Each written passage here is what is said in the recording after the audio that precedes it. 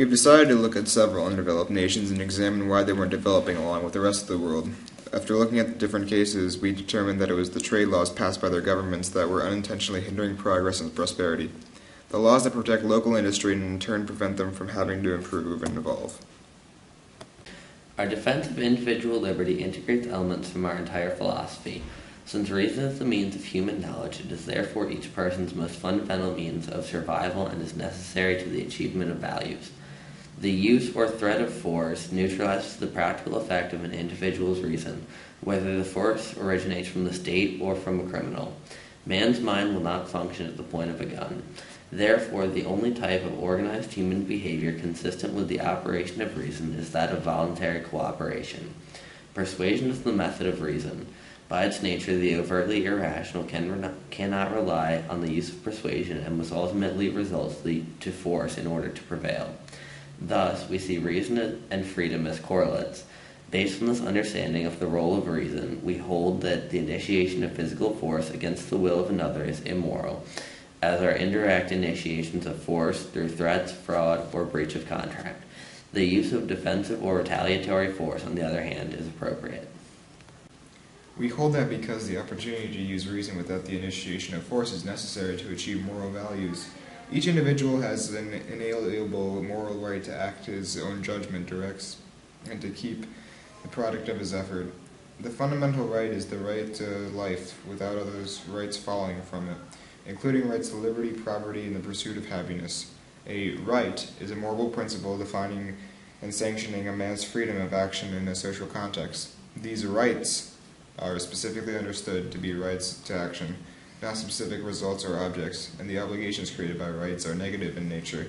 Each individual must refrain from violating the rights of others. We reject alternative notions of rights, such as positive rights or rights belonging to any other than an individual human being, such as collective rights. We view government as legitimate, but only a government of a different kind. We see government as the institution with a monopoly on the use of physical force in a given geographical area, so the issue is whether that force is used to protect or to violate individual rights. The government should use force only to protect individual rights. Therefore, the proper functions of government are the police, to protect men from criminals, the armed services, to protect men from foreign invaders, the law courts, to settle disputes among men according to objectively defined laws, in protecting individual rights. The government is acting as an agent of its citizens and has no right except the rights delegated to it by the citizens. It is also important that the government act in an impartial manner according to specific objectively defined laws. It is our opinion that the only social system that fully recognizes individual rights is capitalism, specifically what can be described as full, pure, uncontrolled, unregulated laissez-faire capitalism.